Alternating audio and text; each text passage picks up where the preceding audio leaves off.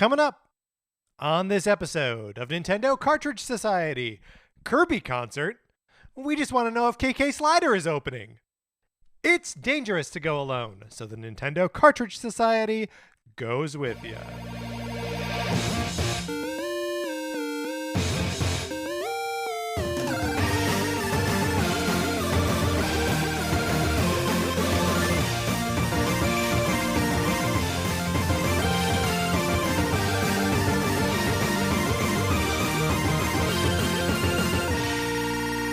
Welcome to Nintendo Cartridge Society. My name is Patrick Ellers, and I am joined, as I am always joined, by my co-host, Mark Mitchell. We've got a good show for you today. We're going to be talking about the news from the week, including the delay of Advance Wars 1+2 Reboot Camp. And then on Thursday, we are determining the 10 best Kirby sub-games. But Mark, in the meantime, how you doing? I'm doing great, Patrick. After, I think, 8 years... Whoa. My husband and I, we decided we needed to get a new printer for our house. Okay. Because we don't print things very often, Now, right? you've been in this house like 6 months. I guess we need to get I needed a new printer in my life. Sure, yeah. After 8 years. And I try to be like responsible and studious about these things, read reviews. But reading reviews for printers was such a waste of effort. I imagine everyone's just negative. Right? It basically just comes down to like printers are generally not good. And so yeah. So I just threw up my hands and we were like, whatever. So we just went to Best Buy and just bought whatever they had. Here's a true thing though about printers is that like you can spend like $129.99, get a printer that's gonna be pretty good. This sounds really specific to your life. What do you mean? Well, you're just like, the price point. Yeah. Yeah. No, I'm saying that's the neighborhood. It's sure. It's less than $200, quite a bit less than $200, but it is more than the $100. It's probably not $175. It's less than that. And it'll work okay for a while. And then it'll die, or you'll forget to do something with it, and then you just have to replace it. Like, I don't think there's any good printer solution. No, I completely agree. Like, what did you end up spending on this printer? I actually think we ended up spending like $80. Okay, all right. So I feel like we are saving money up front and going to feel the pain. Live to regret in it, like yes. a year or two. But we just print things so infrequently that. Like, I had this old printer that I bought when I first moved to LA because I needed to print, like, something off to sign a lease or something like that. And then... I bought a printer so I could print off my sketches for UCB.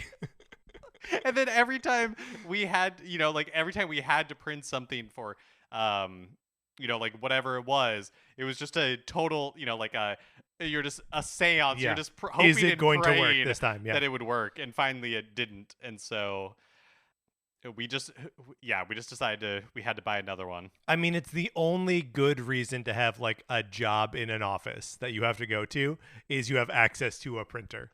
That is so true. Well, I'm proud of you for making a decision and acting on it and getting a printer for your house after 8 years of not having a new printer. Mark, the Sonic Forces borrowing program. It is a program by which you can borrow my copy of Sonic Forces. Anyone can participate within the United States. All you gotta do is email us at nintendocartridgesociety@gmail.com and give us a mailing address so we can send you my copy of Sonic Forces. You play it for as long as you want. You send it back. I pay for postage both ways. There may be a copy of Untitled Goose Game in there, which is fine. No one needs to worry about that. It's just something that happens. Yeah, it's the perfect program. Perfect program. Get on the list. Here's another thing you can do while you're connected to the internet. You could leave us a 5-star review on Apple Podcasts, Spotify, or wherever you get your podcasts. We appreciate it so much. It helps people find the show. Patrick and I really love reading reviews when they come up on Apple Podcasts. We can see them in the U.S. Apple Podcast Store, so if we do see them, we'll give you a shout-out on the show. If you review us anywhere else, hit us up on Twitter, send us an email, let us know. We would love to give you a shout out. Mark, on the subject of the last two things that we talked about, we've got an email from Dwayne Johnson. The email reads, "Hi, love the show. Hello, I love the show. I had a question for both of you regarding podcast activity. how many different podcasts are you guys on? I was looking through the Campfire Media catalog and saw that Patrick was on the My Name is Weezer podcast, and that got me wondering what other shows you guys do. Sorry for the long email, but I also have a question if you guys are Sonic fans. If so, what are your thoughts on the new game, I guess the upcoming game? Do you think they will go direct for a Sonic, Breath of the Wild thing, or go a different direction? Love the show. Keep up the amazing work. Dwayne Johnson. Disclaimer, not really. So it's not actually Dwayne Johnson writing to us, but like we know it's Dwayne The Rock Johnson, right? Right. Yeah. Right, yeah. Wink, wink, nudge, nudge. Big fans, Dwayne. I'm on a couple podcasts. Yes. My Name is Weezer is a podcast that I used to do with previous guests on the show, Jen Kleinrock, where we just talked about Weezer. I'm also on a podcast called Same Day Shipping, which is a little bit more ribald and dirty than this show. And Mark and I have guested on a bunch of podcasts. Yeah, this is the only podcast I regularly do, but I have shown up on a bunch of different podcasts are not this one. Yes, that's right. I hate to try to name some only because I'm sure we will leave out some that we really were delightful on. That's true. Yeah, but yes, that would mean what a great point. I was going to say, what if we just talked about podcasts that we both have been on? But I think we would also leave some out of that too. But like the Call Me By Your Game podcast that hosted by Connor McCabe, another previous guest on the show. We've both been on Teen Creeps with Kelly Nugent, also a former guest on the show. We've been on so many. Yeah, I really recommend Googling Patrick Ellers and Mark Mitchell because there's like a cajillion Mark Mitchells in the world. Yeah, great point. So that's probably your best bet to find ones that we've been on together. And also not that many Patrick Ellers who appear on podcasts. If it appears as though I'm on a podcast, I'm on that podcast. And then Mark, are we Sonic fans? I would not say that I'm a big Sonic fan. When I had not played Sonic games at all growing up. When Sonic Mania came out, that was kind of my entry into the series and my breakthrough with the series, where I was like, oh, I think I get this, and this is a ton of fun. Yeah. But I have an opinion on the new Sonic game, which is that I do not think it's going to be Breath of the Wild like at all. I mean, Breath of the Wild like. I actually don't know that we've gotten another game that has successfully been Breath of the Wild like.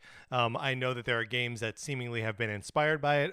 Legends Arceus comes to mind, and like every open world game in the last 5 years has like something kind of along those lines. But like I just don't think I don't think anyone else is really doing it. Yeah, and I think Sonic is seemingly, is going to be an open world, but I think they are definitely going to go their own way. That feels very Sonic to me. Yeah, absolutely. Mark, before we no, hold on. Kirby month. Where March is Kirby month. Thank you, Dwayne, for writing in.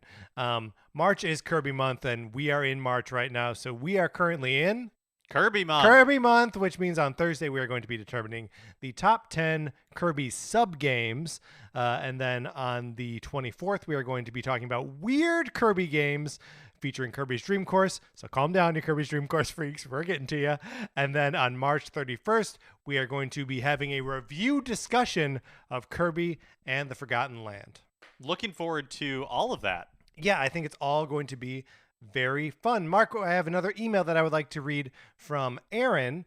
Aaron writes, hi guys, I'm excited to see what kinds of new characters Nintendo will roll out for the icon creation for profile pictures. We talked about the profile pictures in last week's episode. Even though I never thought I would change my icon from King DDD, I had a change of heart when I saw an octopus from Animal Crossing New Horizons. Having not yet played New Horizons, I'm starting to wonder if this is the character is even more liked in. Oh, I'm starting to wonder if this character is even more liked in the community. What if he is one of the most annoying characters in the game? Have you ever come across this octopus before? Will it instill disgust in anyone who sees my icon? I have to give New Horizons a plan, or I have to give it a shot in the near future. Should I even bother trying to get this guy on my island? So I think the octopus he's naming is Takayaki. Takoyaki. And I'm not really sure. There are only a few Animal Crossing villagers that I feel like I know the I'm fan reaction to. I'm not familiar with takoyaki. This is my first time. I just Googled them. Yeah. This is my first time looking them up. It looks like their name is also Oh, Zucker. Zucker. Yes, depending on the on the region. But I'm not familiar with them at all. But I do have to say, you're probably safe. But I understand the concern, right? Like maybe you are choosing without context. Maybe you're choosing an icon that is going to cause like people to be repulsed. It's possible, but what they see your friend request and they're like, not no, a chance. Thank you. No, thank you, Takoyaki. See you in hell, Zucker. Yeah, but I say if you like it, like go for it. Like, come on. Yeah. That's the icons, if nothing else, can present something that you like. If no one else likes it, then they don't need to be your friends. Fly that freak flag high. Fly your freak flag high. All right, Mark, let's get into what we've been playing this week.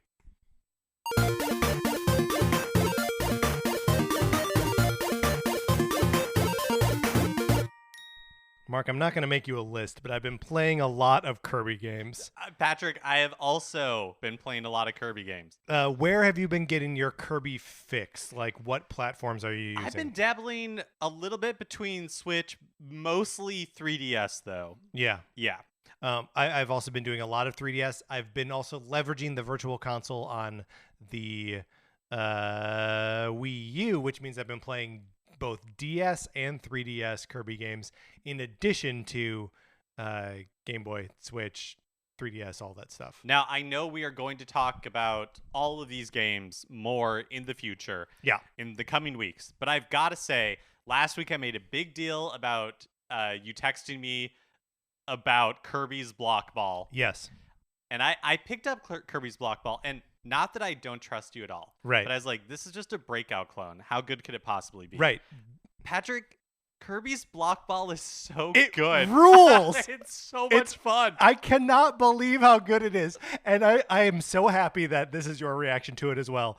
It's so much fun. It's $3 dang. It's so good. And really, like, I think Breakout is fine, but I never considered myself a Breakout fan. I would never, before this, have purposefully bought a Breakout clone, but it's so much. I mean, actually, maybe it's not. I haven't played enough Breakout games to know if it's so much more than that, but it feels like so much more than that. It's so much fun. I love this game. I love this game so much. The individual boards are just wonderful. You have the ability to kind of like flex the paddle and like turn the little Kirby into like a big fat Kirby who goes around all fast. I feel like the variety in like enemies and how you have to approach them is different and fun and compelling, and like it's it is mind-blowing to me how much fun Kirby's Block Ball is. Well, because I've also been playing Kirby's Pinball or Pinball Land, whatever it's called, on that was also for the Game Boy that I picked up on the 3DS Virtual Console. Same price, same like $2.99 or whatever. And this pinball game is fine. It's fun. I think it's okay. Yeah, it's totally fine. But like, I picked that up first and was playing a little bit, and then I'm like, I think I'm gonna try, this other Kirby game, and so good. Yeah. That's such a relief to me to hear that you also. I feel like I've found a new like thing. You know how like we have a couple of like Nintendo things. Kirby Block Ball being like a banger Game Boy game is like a new thing for me. I know, it's almost too bad that we're finding out about it right now when the 3DS eShop is about to close, because it could totally go up there with Rusty's Real Deal Baseball and Pocket Card Jockey as like our little pet 3DS weirdo things. Right, and like the Kid Icarus 3D classics, like all of those. But here's the thing. I think there is still hope for the Game Boy library in the future, right? Totally. And the next time that conversation comes up, we're going to go to bat for Kirby's Block Ball and be like, where's Kirby's Block Ball? Because now we know. So in North America right now, there's a Monster Hunter Rise Nintendo Switch Online like game trial where you can download and play the whole game. I think it's probably almost over at this point, maybe 3 days or 2 days left. Right. But I downloaded it and tried it. And two observations from it. One, you start up the game, and lots of games do this, but for some reason it really struck me with Monster Hunter Rise, where the first thing it does before anything else is ask you like, do you want to create save data for this title? And it struck me like, what a weird, archaic thing that you're asking me that probably is from days of memory cards, and we've just never gotten rid of it. Because basically what you're asking me is like, do you want to play this game or not? Yeah, no, it's bizarre. Because you don't have like under what circumstances? Yeah, well, yeah, great question. If you Does say it even no, give you the option? what happens? It's just like, okay, then you cannot play this game. No, I mean, like, it presumably could let you play the game and just not save anything. Just not save anything. It's pointless. It just doesn't feel real. And I kind of felt, because the whole thing is very. Oh, granted, I haven't played an MMO in like 8 years, but it feels very like MMO-y to me in a way that I was not expecting. I know that a big part of the Monster Hunter games, especially now, is like the online play and all that kind of stuff. So part of it makes sense, but I was kind of overwhelmed with how MMO-ish it is. And it throws so much at you in like the first half an hour. Like, there are so many like infographics and so many, like, you're just trying to go to like 3 different locations to talk to people and then go on your first mission, but it has like this big long thing with all these tutorials and everything, and it felt really overwhelming at first. After like half an hour I put it down, was like, I think this is just not for me because it's too much. But then I was thinking about it more and I was like, that may not actually be true, because I think what it does is it throws all of this stuff at you, all these tutorials where it's like, you know, the first time that you get the wire bug or whatever it's called that lets you like Spider-Man around. It's called wire bug. You know, it's like press like R and X to move to like wire bug forward, R and A to wire bug up, like R and like ZL or whatever to wire bug in the direction you're facing. Just like, whoa, this is it felt like way too much information. Like, I'm never going to remember any of this. But I don't think you have to. I think it's just weird where it like front loads all of this information, because as you're like going through it, when you need to know something, it reminds you how to do it.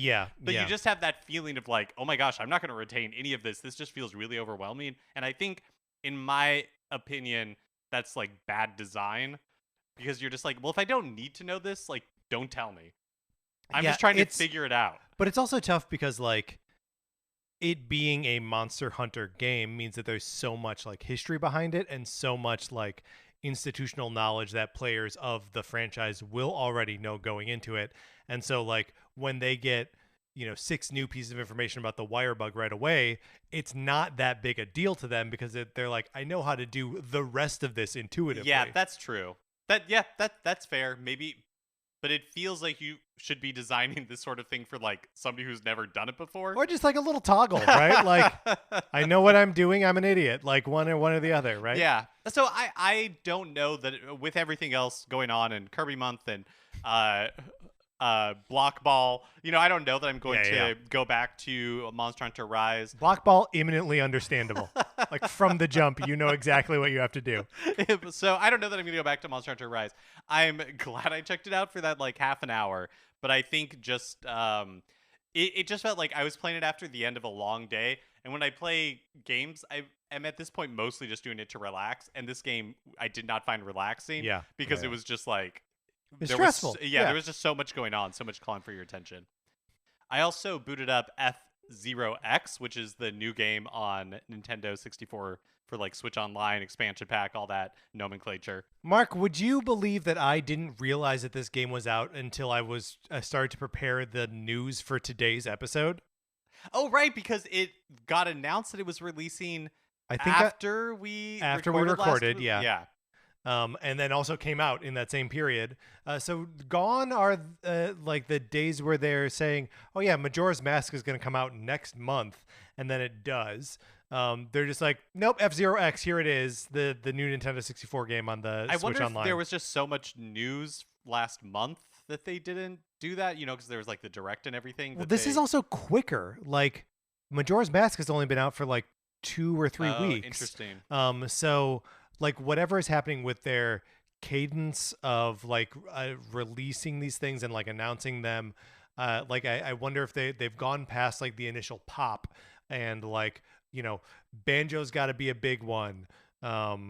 Majora's Mask and then one more, right? What was the There's other? like Paper Mario. Oh, and Paper Mario. All three of those are like big hits, right? That deserve their own separate marketing beat. F-Zero X, like cool, and Nintendo diehards will be into it. Yeah, but like, I guess it probably says a lot about the F-Zero franchise that they're just kind of like, and here's and F-Zero. here's this one. I don't think I had ever really played this game before, but I was so confident. I was like, oh, I'm not worried about this. I got it. First of all, when I first booted it up and you see like the car on the track for the first time, you're like, this game looks like butt. Oh, really? But I got used to it really quickly. Okay.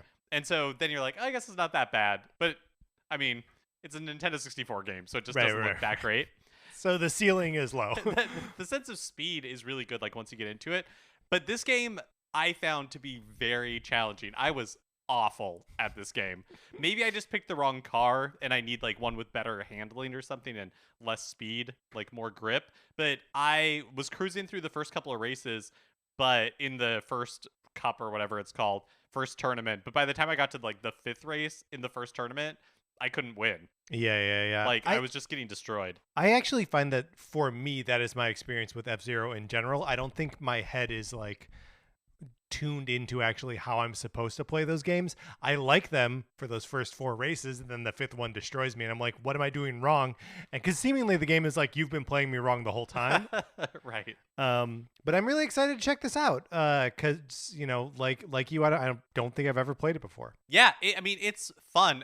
I wish I was better at it. Yeah. Maybe we should make that a goal of ours, is to like play some. Look, maybe we need to do like an F-Zero month at some point here. I don't really know that we could do a whole month of F-Zero. I don't know. Maybe we could.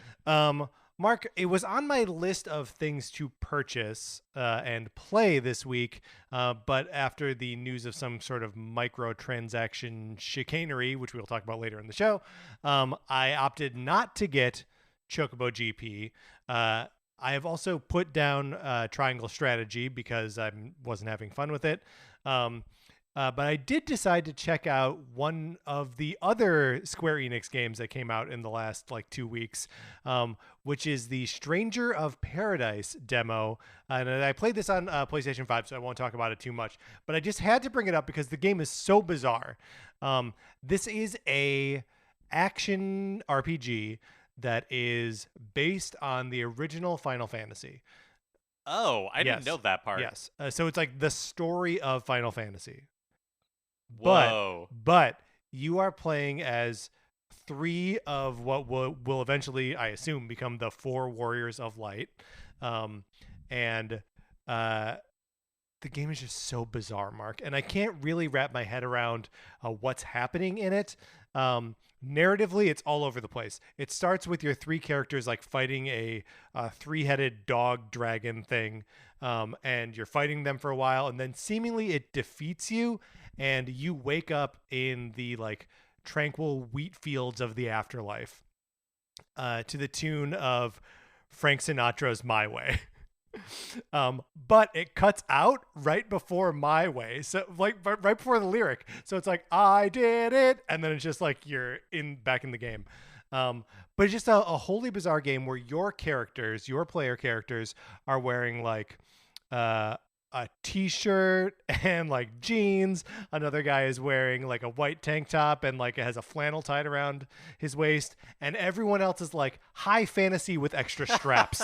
The improv team goes to a Renaissance fair. It's exactly what it is.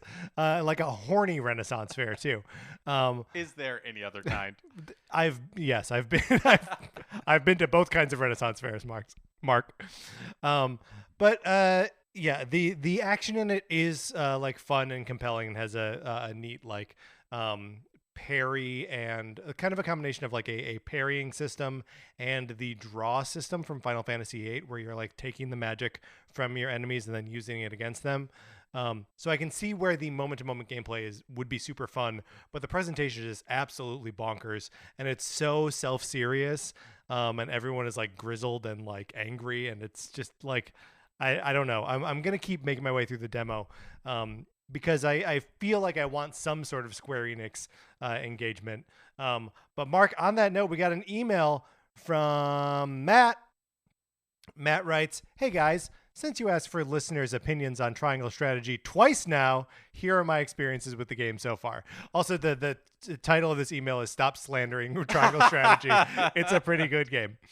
Okay, Matt goes on and says, "I really enjoyed playing Octopath Traveler during lockdown in 2020.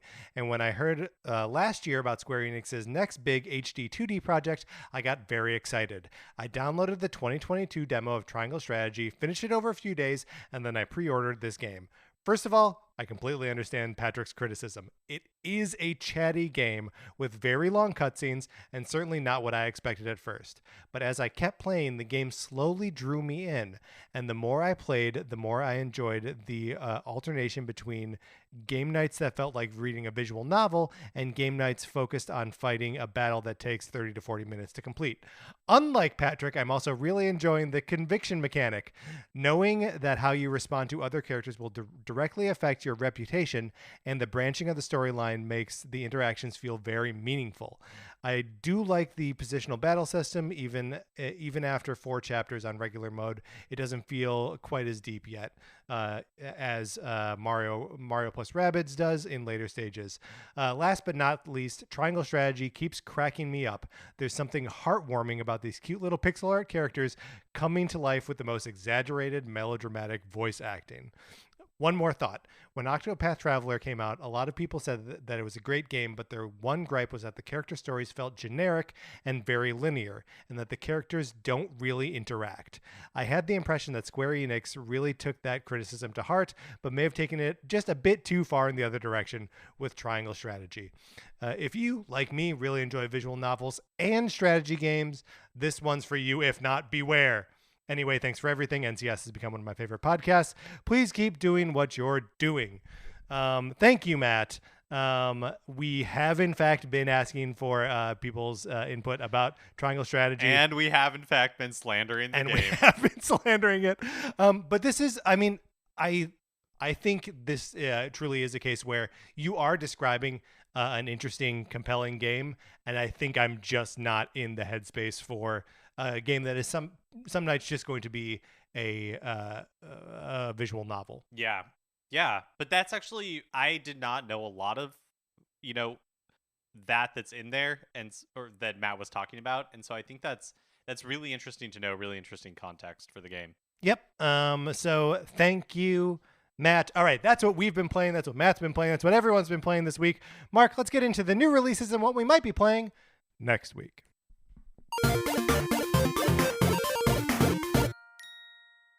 On Thursday, March 17th, Persona 4 Arena Ultimax is released for Switch. But we will never see a mainline Persona game on the Switch, so dial down. Yeah, and enjoy the Persona spin-offs when we get them, I guess. Yeah, this is the like one-on-one fighting game. Is the Ultimax version? I'm just asking this question. I don't expect you to actually know the answer.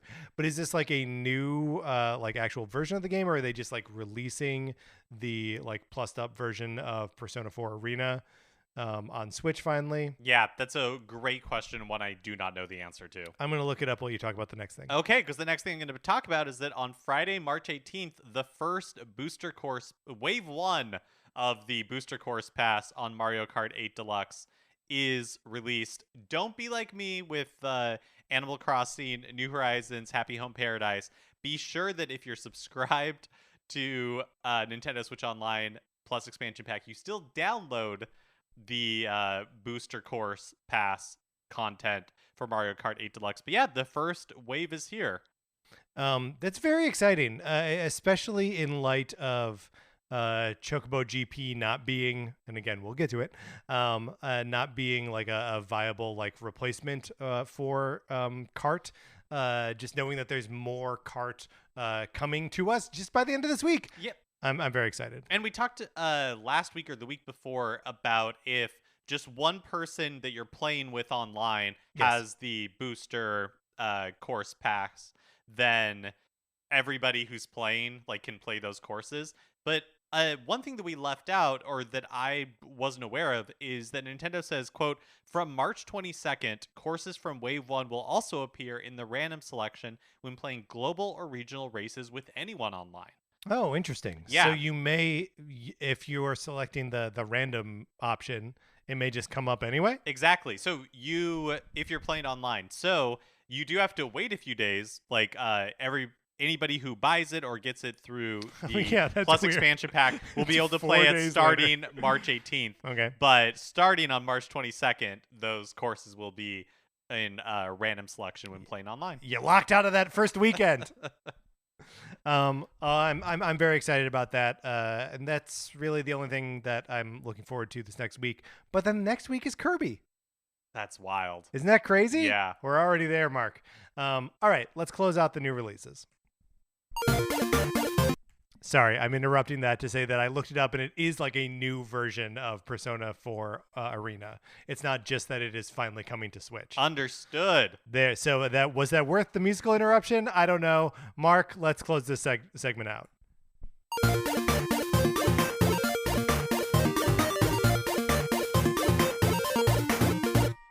Which brings us to a regular segment on our show. It is time for 433. In 1952, American composer John Cage wrote a piece called 433, wherein a performer or group of performers didn't play their instruments for 4 minutes and 33 seconds.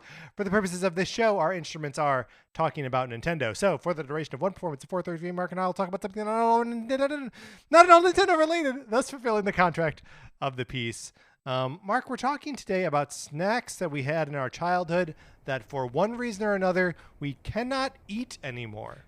All right. Do you know what immediately comes to mind? What comes to mind? Sprite Remix. Whoa. Do you remember Sprite Remix? Yeah, I remember Sprite Remix. Got that like tropical flavored Sprite. Sprite has always been generally my soda of choice. Oh. I'm putting that qualifier in there because I was going to say my soda of choice. My soda of choice is root beer, but I probably drink more Sprite. Do you than have anything a else. root beer? Is there like a brand of root beer that you're I don't loyal really to? care. Wow, this is I'll suck wild. down anything. Because I feel like root beer is like the soda with the widest range, where it's like there are some truly garbage root beers. It's true. But there are also some like absolutely wonderful root beers.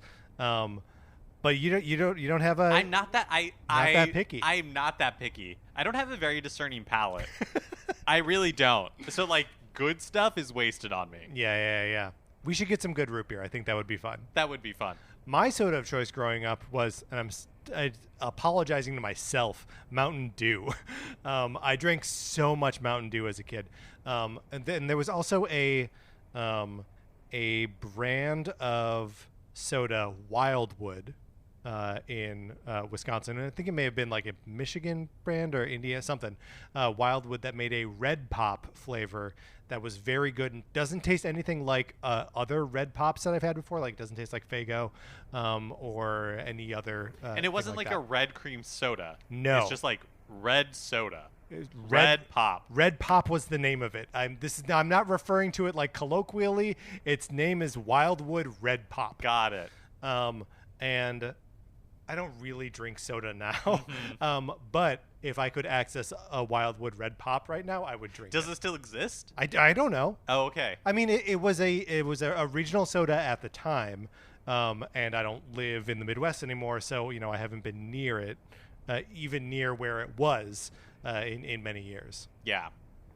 Are there other snacks or like foods? Because like I know that we were children during the 80s and 90s when there was like that kind of rush of like weird new like Dunkaroos and other stuff like that. Teddy Grahams, right? Those kind of snacks. Are Teddy Grahams weird? I feel like Teddy Grahams aren't that weird. You don't think Teddy Grahams are? I don't. I feel like they're basically graham crackers. They're like goldfish graham crackers. Like where somebody like must chew them first and then they spit them out and then they get compressed. You're into... describing something weird, Mark. My aunt growing up, when I was growing up, worked for Keebler, so we had a lot of their like cookies just like in our basement all the time, just like in our like pantry in the basement, and they had these cookies that were called Magic Middles, that was like a regular cookie but with like cream frosting on the inside. And then they made miniature ones of these called mini middles. And I loved the mini middles. And I don't even know if they were ever like distributed widely or what, but we had so many of them. That sounds amazing. It sounds amazing to have a family member who works for Keebler and Yeah. just gets all this stuff. How do you think the new? Oh, I guess we'll never know. We'll never even know what that question was. Mark, we were accompanied today by the EBU Your Radio Orchestra. Let's get into the news. I'm having a rough music cue day.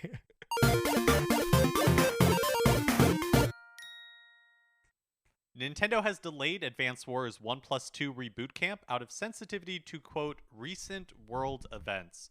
The game was originally announced for release last December, was then pushed to April, and now has no definitive release date. And it is, worth noting when they say recent world events, they are, of course, referring to the Russian. I mean, I guess invasion of presumably Ukraine.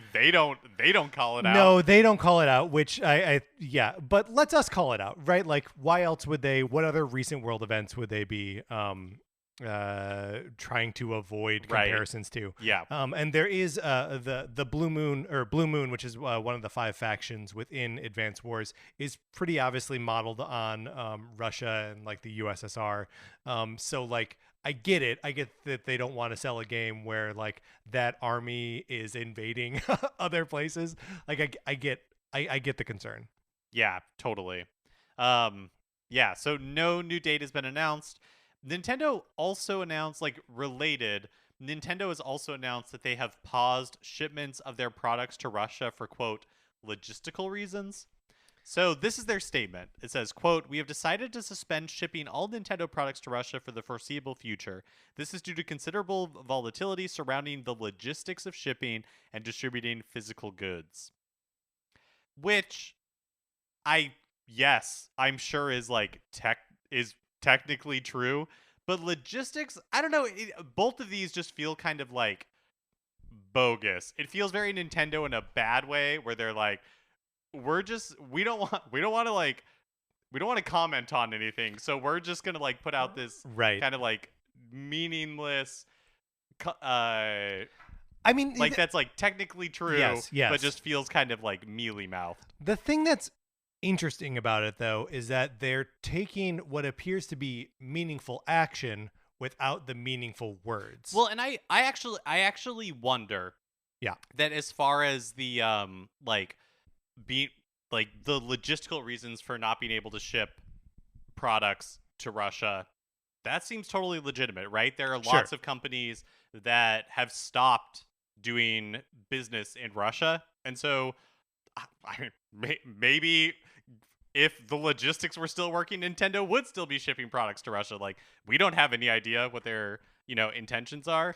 But I mean, there's also like the financial end of it, not just logistical end, but like the, Russian economy is being just pummeled by sanctions from everyone at the moment. So like, there's another part to this story where the Nintendo eShop in Russia is also currently undergoing some maintenance because one of their payment providers has stopped taking transactions of the ruble with a B. So like, because of the volatility of the currency, maybe it doesn't even make sense financially, logistically, or politically to do business in Russia. And right now. I think that's totally true. It, for whatever reason, just kind of like, and maybe I'm in the wrong here, but it just kind of rubbed me the wrong way. How it's so like, I don't know. I don't know. It's like referencing real world events, but not really wanting to like comment on it, which feels very Nintendo, but it's just kind of like, I don't know, rubs me the wrong way. Yeah, I mean, if I guess if it comes down to either taking meaningful action but not saying the meaningful thing, or not taking meaningful action but saying the meaningful thing, I would rather the former than the latter. Yeah, I mean, that is completely fair. I don't know if you've been paying attention to like the stuff going on with Disney. Yeah, and like if Disney now at this point saying, the right stuff, but not actually taking meaningful action. Right. So. I would rather, and mind you, this would be a weird world too. But no, honestly, if they were like not commenting on what was happening, but were like funding people who were opposed to, the Don't Say Gay and all of those, various other horrible legislation that's being passed around the country, that's anti-trans, anti-LGBTQ. That would be okay, and not just okay, but like good. Like, yeah, we need the power of big voices, big money to make those kind of statements, whether it's an actual statement or like a business related statement. Preferably, it would be both. Hopefully, you would just be like, we're not doing this because we think what's happening there is bad and evil, and we don't want to be supporting a government or a people that are allowing such a thing to happen. That's not what's That's not at least what they're saying. But so if we got to wait a little bit for Advance Wars 1+2 Reboot Camp, like, do you think we ever see it? That is a great question. I think it's possible that we don't. I agree. I think it's totally possible that, sure, maybe it comes out. First of all, who knows what is going to happen, in the world. Long term. But I agree with you 100% that I think it is completely possible that we just never see this game. Yeah. Because it doesn't seem like there are any like easy or immediate off ramps. When is a good time? When is a good time? Yeah. I actually wonder about like Call of Duty and stuff. Like, at what point do those games take a break as well? Well, you also have to think about the difference between what an Advance Wars game means for Nintendo and what a Call of Duty means for That's a really Activision, good point. right? Like, this game, seems like a, not in a bad way, but a B tier Nintendo title. It'll sell 2 million copies and they'll be happy for it, right? But like the next Call of Duty is going to sell like 30 million copies or whatever. So, one of them is a train that can be stopped and the other one is maybe not. But yeah, so the it's it is silly to boil down the world events into like, is this remake of Advance Wars ever even going to come out? But we talk about Nintendo on the show, so we are honor bound to talk about Nintendo on the show.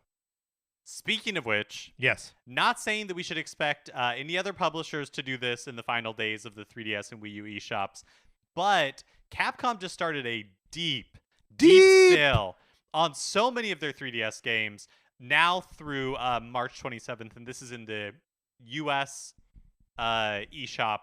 So get while the getting is good, because there are some very good deals in here. It's kind of crazy, actually. Mark, let's just go back and forth reading. I think we should read all of them. Apollo Justice Ace Attorney is $5. It was $20. Mega Man Legacy Collection, $5, was $15. Monster Hunter 3 Ultimate, all three of these, Monster Hunter 3 Ultimate, Monster Hunter 4 Ultimate, and Monster Hunter Generations, all are $5 each. They were $20, $30, and $40 respectively. Phoenix Wright Ace Attorney Dual Destinies, $5. Phoenix Wright Ace Attorney Spirit of Justice, $5. Phoenix Wright Ace Attorney Trilogy, $11.99. All of them were $30. Resident Evil, the Mercenaries 3D is $2. $2. It was $20. Resident Evil Revelations is $2.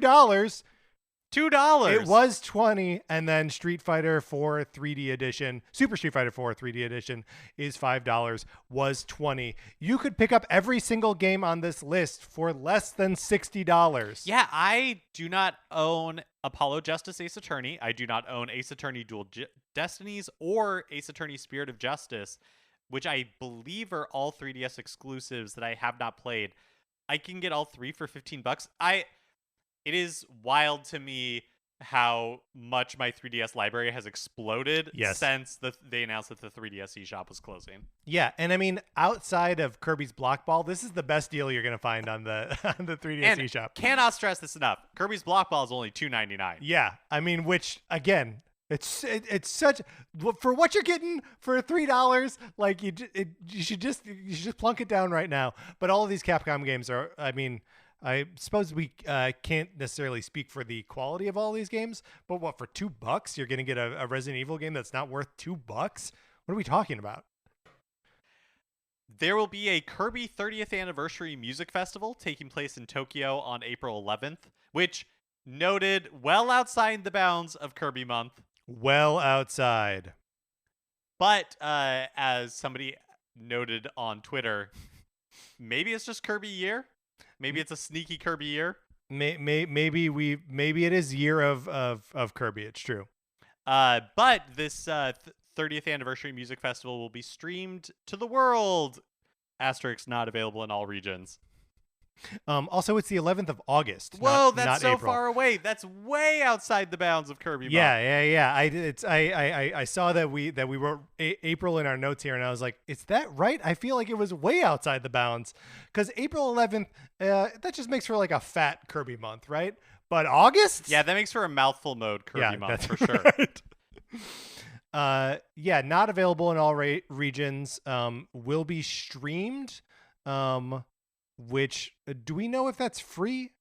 I'm assuming that it's going to be like the Splatoon 2 concert from a couple of years ago, which was free, I believe. I think Nintendo just streamed it on their, like YouTube channel and stuff. Sure. And of course, that one that was before Animal Crossing New Horizons came out, and so KK Slider was like a special opener at the very beginning. Which is so funny. Yeah. It's so funny. It was that was a lot of fun. That was a fun concert, and I'm hoping this Kirby concert is something similar. I actually, now that we're on the subject, I opened up Twitter, and so I just want to call out a couple of these comments. So at Super Game Joy, we've been talking a lot in Kirby Month about soundtracks and how good the music is. At Super Game Joy said, if you haven't already, I highly recommend listening to the Kirby Cafe soundtrack.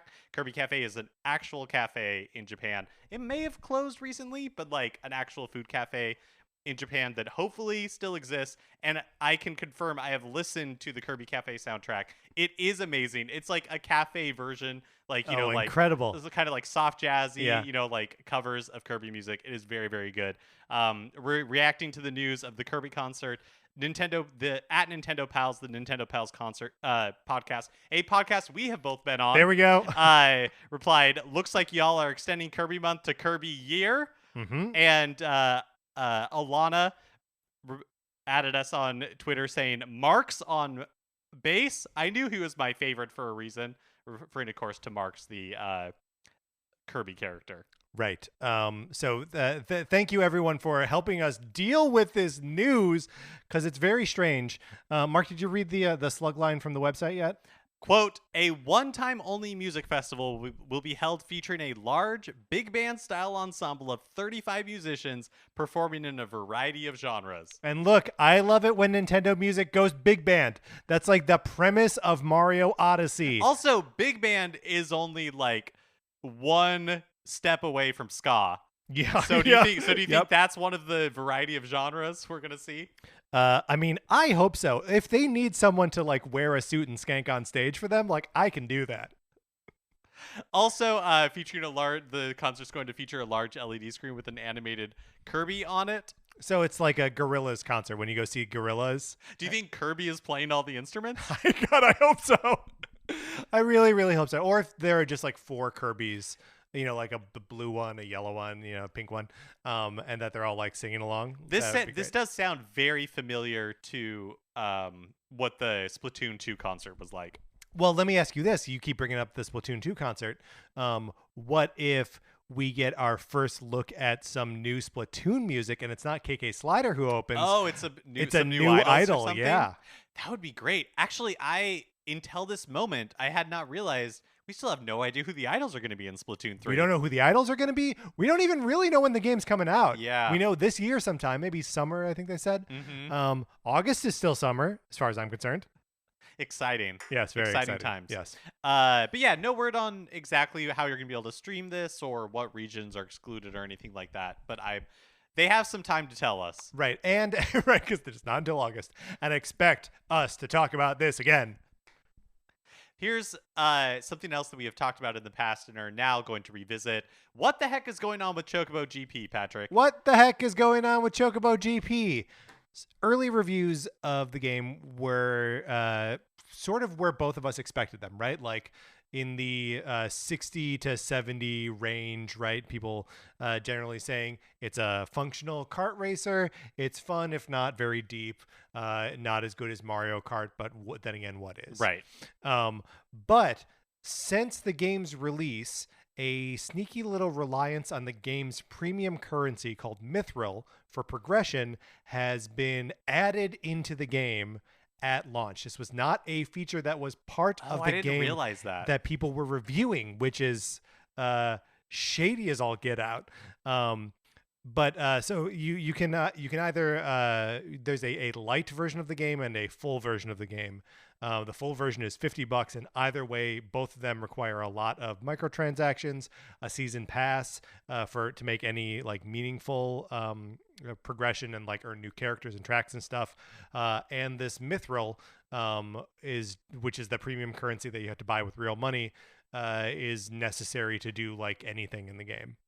Yeah, that's gross. It's gross. I mean, it's gross just like on its face, but it's extra gross that wasn't in the game that was being reviewed. Yeah, it's like if it's in the game that's being reviewed, then like fair, that's the product you chose to make. Right. But like to sneak it in afterwards, yeah, that's pretty gross. Well, and I know some reviewers were pointing out even before release that like putting fan favorite characters like Cloud and like Squall behind like season passes to unlock them was already like a sign to them that the game was going to be kind of predatory, but it's just so much more predatory than that. And if you're spending $50 to get a game, like it can't also then nickel and dime you all the way through, right? Right. It just I don't know. All I wanted was to play Chocobo GP in peace. Yeah. This was going to be my game of the year. Yeah. Well, I mean, yes, of course it was. It was going to be mine too. And then they ruined it. Do you think there's any way they like back down on this? Or I don't. I would be surprised because I don't think it's a blockbuster enough of a release. You know, it's totally. like a C tier Square Enix release that I think that, you know, they can get away with it. Yeah. Do you remember when that Disney Racer was announced during the Nintendo Direct a couple weeks ago? And I was like, I am worried that this is like just a mobile like cash grab kind of game. And then it also momentarily had me worried about Chocobo GP, but I said, worries, you are dismissed. I have confidence in Square Enix. They're not going to do this to me. They did it to me, Mark. Yeah, Chocobo GP did us dirty. Did us dirty. Last Thursday on, still don't know how to say it, Marten Day, MAR10 Day. Yeah, that has to be the right way to say it, right? Yes, that's the intended way to say it. Yeah, MAR10. That's it. You cracked the code, Mark. Nintendo and Universal Studios Hollywood announced that Super Nintendo World would be opening in Hollywood in 2023. Ahead of that, exclusive apparel and merchandise will be available at the park. Mark, I remain excited for this. There are precious few things at Universal Studios in Hollywood that I like. If they can open this Mario Park, then I'm going to be very excited. I guess it's a Nintendo park. It's not just Mario.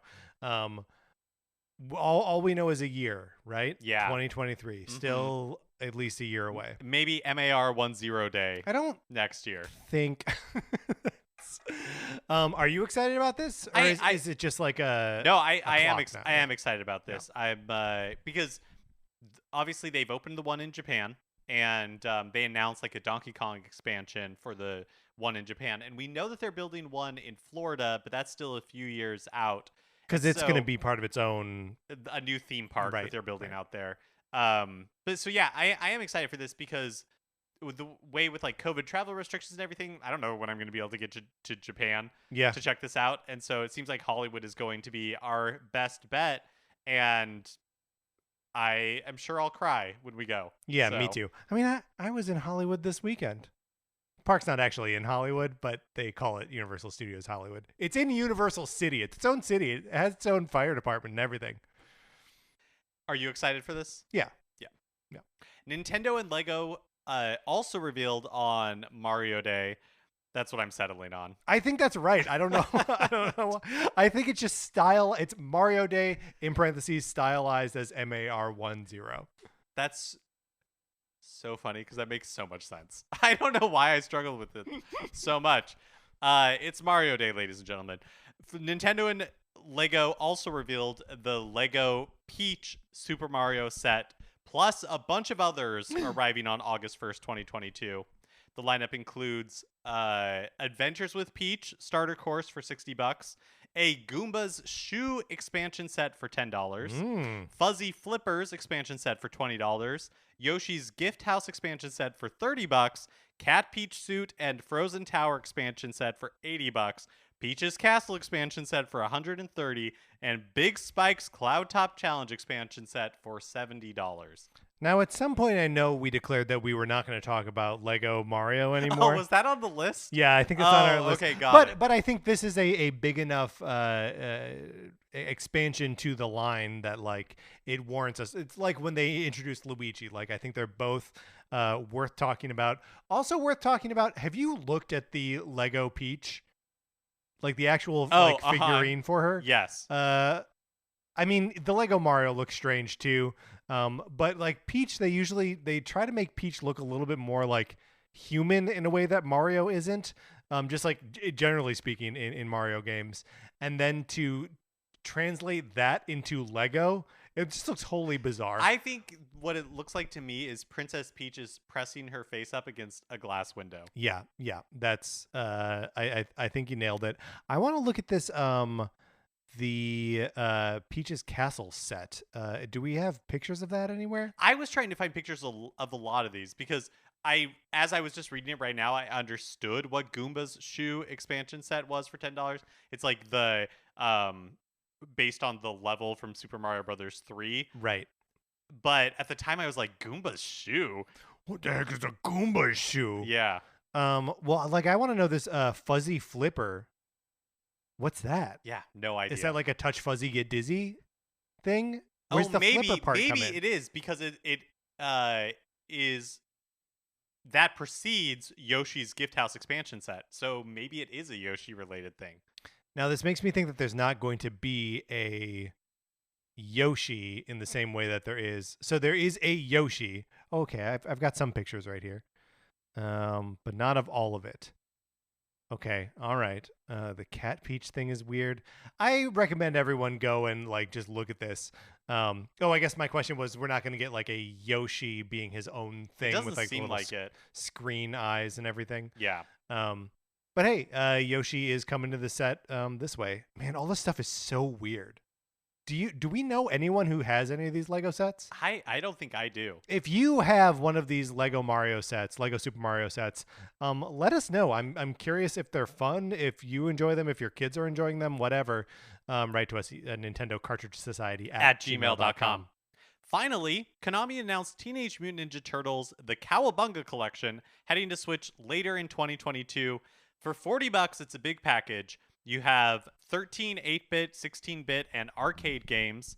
There are Japanese versions of 11 of those games, and the following are included: Teenage Mutant Ninja Turtles, the arcade game; Teenage Mutant Ninja Turtles Turtle in Time, the arcade game; Teenage Mutant Ninja Turtles, the NES game; Teenage Mutant Ninja Turtles 2, the arcade game for the NES; Teenage Mutant Ninja Turtles 3, the Manhattan Project for the NES; Teenage Mutant Ninja Turtles Tournament Fighters for the NES.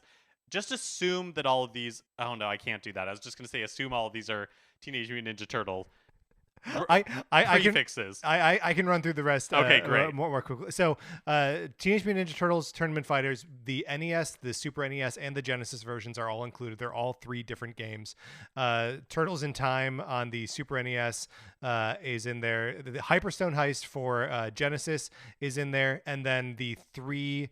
main Turtles games for the Game Boy, Fall of the Foot Clan, from the Sewers, and Radical Rescue are all in this collection. They also promise some quality of life improvements like save states, rewind features, button mapping, a digital game guide to, quote, help players fight and sometimes swim through difficult areas. Now, this is a knowing wink to anyone who's played the original Teenage Mutant Ninja Turtles on the NES, there is a swimming section in the second level of the game that is notoriously difficult, that is a barrier for most players to get through. And so much of that game was locked behind that experience. But if you can rewind and like get through that area easier, without losing all of your turtles to do so, that makes the game playable. It also includes a museum with never-before-seen development art, sketches, game design material, plus what they promise are, quote, loads of extras, including imagery from the original cartoons, comics, and other historic TMNT media content in a compiled museum connecting the franchise across the various mediums. Which is so exactly what I want from Teenage Mutant Ninja Turtles. It's what I want from video game collections. This is the kind of thing that, and I also just love that, like, this is coming out the same year as Shredder's Revenge, right? That there's like a new game that's taking the gameplay style and aesthetic of a lot of these games and doing something totally new with it. And they're like, also, yeah, here are all the old ones. Why not? And the emulation here, the transfer over is being done by Digital Eclipse, who did the Disney Afternoon Collection and the first Mega Man Legacy Collection. So they're good at what they do, and they're good at hosting it with all these like museum extras and stuff like that. But man, it is amazing to see some of these games that have not really been collected anywhere before. The Game Boy games, like, that's totally remarkable. Those games are like largely lost to history because no one cares about them. Not even like the TMNT like fanatics out there. The fact that all three versions of Tournament Fighters is in here is surreal. They all came out at the exact same time. They're all different games. They're not just like a little bit different, or like they had to cut one character here. They are wholly different games. I've never played the NES version. I think there are 5 playable characters, like the 4 turtles, and then like one bad guy character who's not a bad guy character you would expect. It's someone else based on the war Horsemen of the Apocalypse from the Archie TMNT adventures. It's crazy stuff. The lineups in the Genesis and Super NES games are no less wild. I'm excited to have access to the original arcade Ninja Turtles and the NES version of the arcade game, which doesn't look as good, but has more levels to it. It's just I'm thrilled at the amount of stuff that's in here. Yeah, it just seems really, like, I haven't played the majority of these games, but it just seems really fun.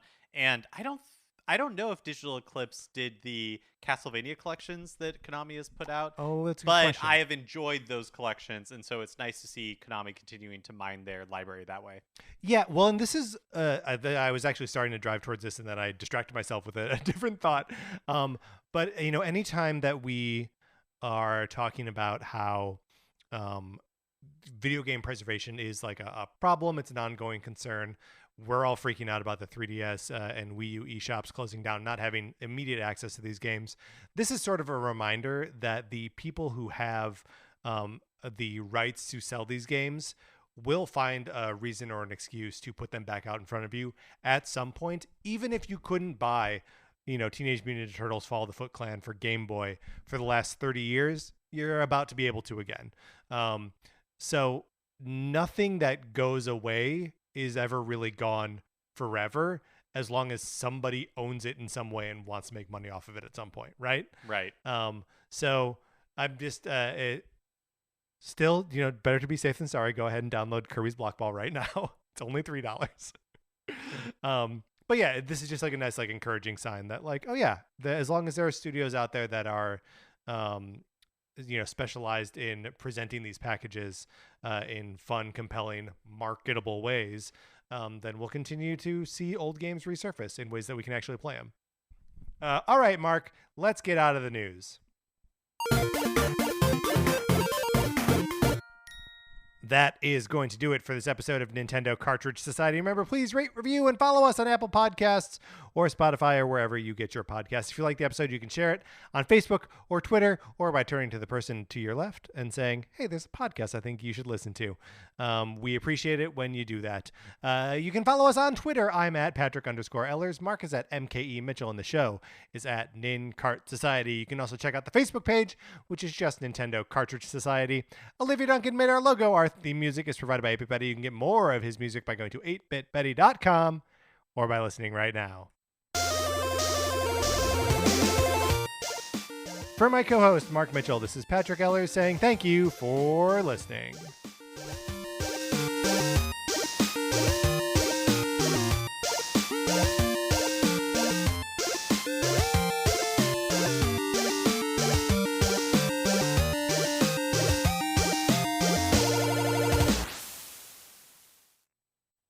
Hey, Oscar, Rachel, do you like Disney movies? Yeah!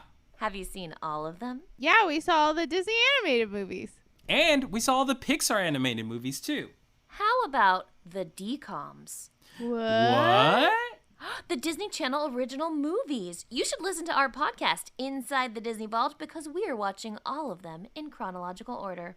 Yeah, and we do fun segments, like we cast each other. That's right, and my favorite segment, Zaddy Watch, where we rank every single DCOM daddy. Ooh, you can listen to all this fun stuff on our podcast, Inside the Disney Vault on Campfire Media, wherever you listen to podcasts. All right, guys, let's get back in the vault. It's cold out here.